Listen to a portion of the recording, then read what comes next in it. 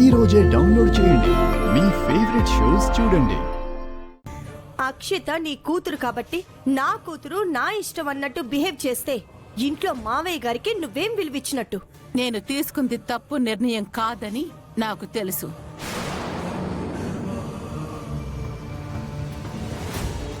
నా కూతురి సుఖాన్ని దృష్టిలో పెట్టుకుని నేను మాటిచ్చాను. ఈ విషయం మావయ్య గారికి చెప్తే దాన్ని కాదు అనరు అనే నమ్మకంతోనే ఈ సంబంధాన్ని ఖాయం చేశాను.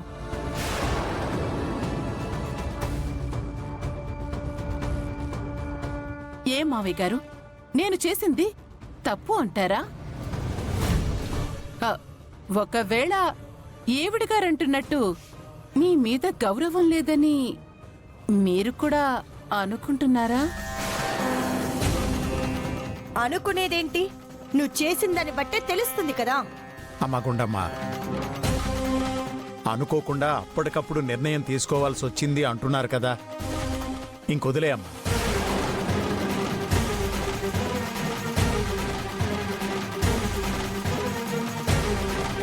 అది కాదు నాన్న. చెప్తున్నాను కదా, వదిలే. నాకైతే వాళ్ళు చేసిన దాంట్లో తప్పు కనిపించడం లేదమ్మా.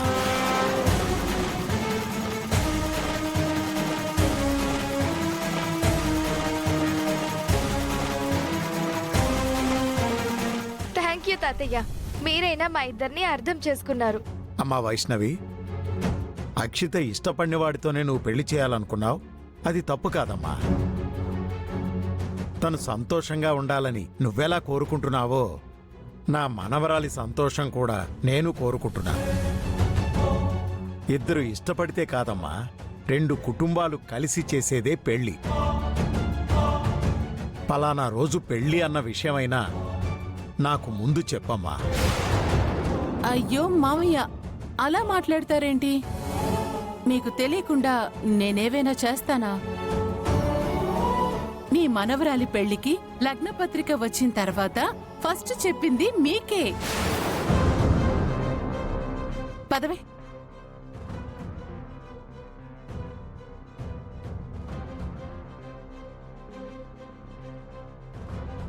నాన్న, ఏంటిది? రే, కుటుంబంలో ఒక పెద్దున్నాడు, ఇలాంటి విషయాలు ఆయనకి చెప్పాలి అన్న జ్ఞానం వాళ్లకుండాలిరా. గౌరవం అనేది అడిగితే తెచ్చుకునేది కాదు, అడిగితే వచ్చేది కాదు. నేను కూడా ఇదేంటమ్మా నాకు ఒక మాట ఎందుకు చెప్పలేదు అన్నాననుకో, తన దగ్గర ఆన్సర్ లేదు. కాబట్టి నా కూతురు నా ఇష్టం అని ఒక్క మాట అనేసిందనుకో, గౌరవం పెద్దరికం అన్నీ మంటలో కలిసిపోతాయి.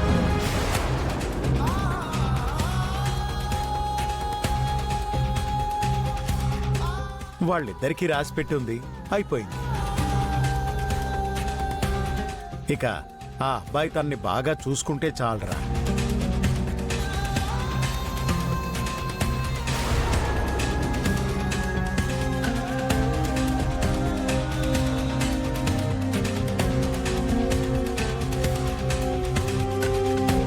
చరణ్, అక్షిత ఒకరినొకరు ఇష్టపడుతున్నారని మీ అందరికీ తెలుసు కదా. వాళ్ళిద్దరికీ మ్యారేజ్ ఫిక్స్ చేశాం.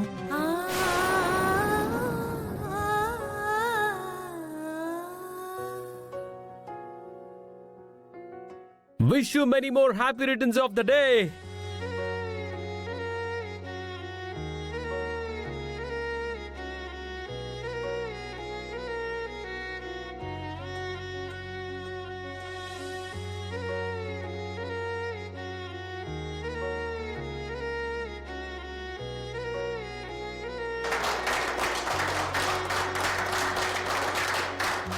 అమ్మని అడగాల ఇసుమంత ప్రేమ కోసం, కమ్మగా పొగడాల మనసంత మమత కోసం. నది ఆగుతుందా ప్రళయానికి, తల వంచుతుందా విధిరాతకి.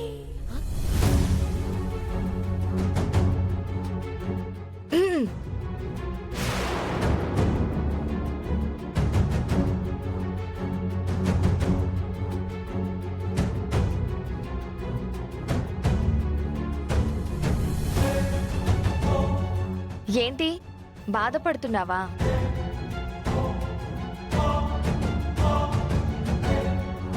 చరణ్కి నాకు మ్యారేజ్ ఫిక్స్ చేశారు అనగానే మొహం మాడిపోయింది. చెప్పాను కదా, చరణ్ని ఎప్పటికైనా నా వాణ్ణి నేను చేసుకుంటాను అని.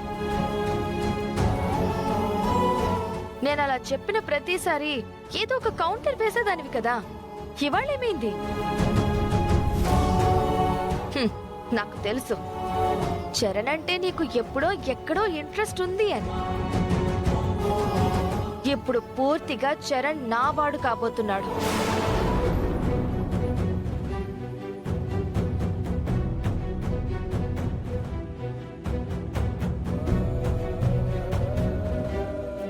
మాట్లాడు. ఏంటి కౌంటర్లేమీ రావట్లేదా?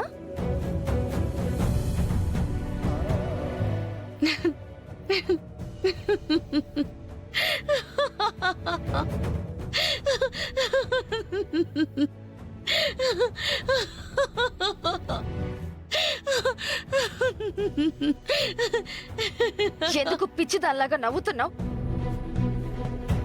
ఓహో, నాకేం కౌంటర్ ఇవ్వాలో తెలియక నవ్వుతూ కవర్ చేసుకుంటున్నావా?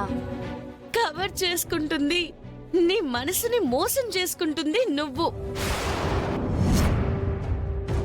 చరణ్ నిన్ను ప్రేమించలేదు. నువ్వు పాట పాడినా ఆ పాటని అభిమానించాడు, ఆ గొంతుని ఇష్టపడ్డాడు. ఆ గొంతు నీదా?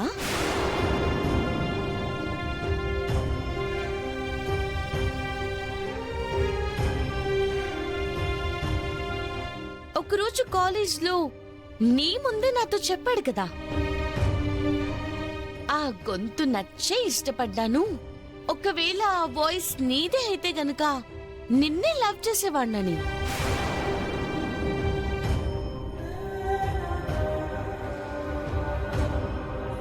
గుళ్ళో పాడింది నువ్వే అయ్యుండొచ్చు, ఆల్బంలో నా బ్యాక్గ్రౌండ్ లో ఉండి పాట పాడింది కూడా నువ్వే అయ్యుండొచ్చు. కానీ ఆ విషయం చరణ్కి తెలియదు కదా. అంటే నువ్వు మోసం చేస్తున్నట్టే కదా? నేనే మోసం చేయలేదు, నిజంగానే చరణ్ని లవ్ చేస్తున్నాను. నీ లవ్ లో అంత నిజాయితీ ఉంటే ఆ నిజాన్ని చరణ్కి చెప్పేదానివి. నీ ప్రేమతో తనకి దగ్గరయ్యేదానివి.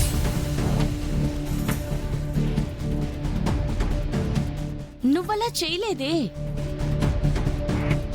ఒక అబద్ధాన్ని చరణ్ నిజమని నమ్ముతున్నాడు. అది అబద్ధమని తెలిసి కూడా దాన్ని నిజమని చెప్పి నువ్వు నమ్మేస్తున్నావు. దీన్నే మోసం అంటారు.